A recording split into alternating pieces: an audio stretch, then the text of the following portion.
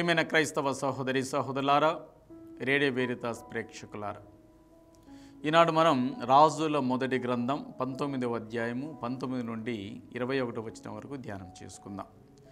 ఏలియా ప్రవక్త ఎలీషా ప్రవక్తకు దైవ పిలుపును అందించడం.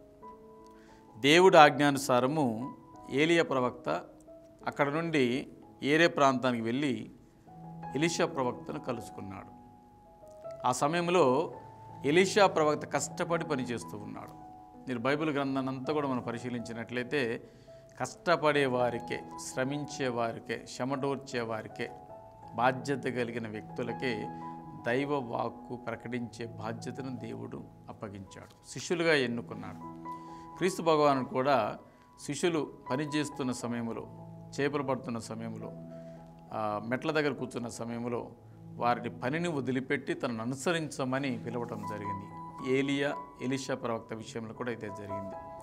ఎలీషా ప్రవక్త ఆయన 12 అరకలతో దుక్కి దున్నుతున్నాడంట. ఆ సమయంలో ఏలియా ప్రవక్త ఆయన దగ్గరికి వెళ్ళి అతనిపై తన అంగీని కప్పివేసెను, అనగా దైవ పిలుపుకు ఆహ్వానిస్తూ ఉన్నాడు. ఇది ఒక సింబాలిక్ కాలింగ్ అన్నమాట. ఆయనకి అంగీ వేసి, రా, దేవుని అనుసరించు, నన్ను అనుసరించు, దైవ వాక్కును ప్రకటించడానికి రా, దేవుని సేవకుడుగా భక్తుడిగా జీవించడానికి రా అని పిలుపునిచ్చేట్టుగా అది సూచికగా కనిపిస్తూ ఉంది.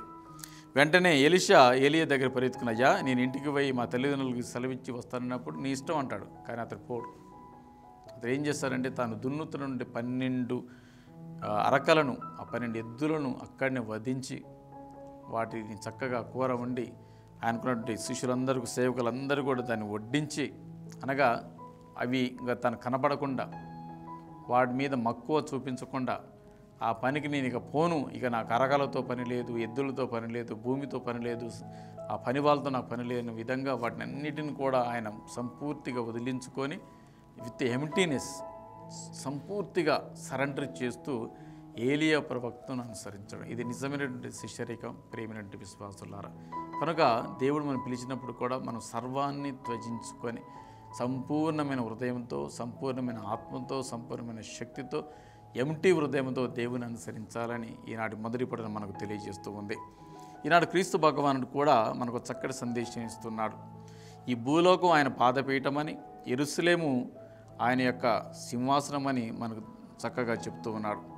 కనుక భూలోకం పాదపీఠం, యెరూషలేము ఆయన మహానగరం అంట. ఈ రెండింటిపైన మనం ఒట్టి పెట్టుకొని మాట్లాడవద్దని, నిజాయితీగా విశ్వాసపరుడుగా జీవించమని క్రీస్తు భగవానుడు సెలవిస్తూ ఉన్నాడు. కనుక మంచి భక్తులుగా, విశ్వాసులుగా, ఆయన బిడ్డలుగా, ఆయన మంచి చిన్నారి గొర్రె పిల్లలుగా ఆయన అనుసరించుదాం, దైవవాక్యం ప్రకటించుదాం.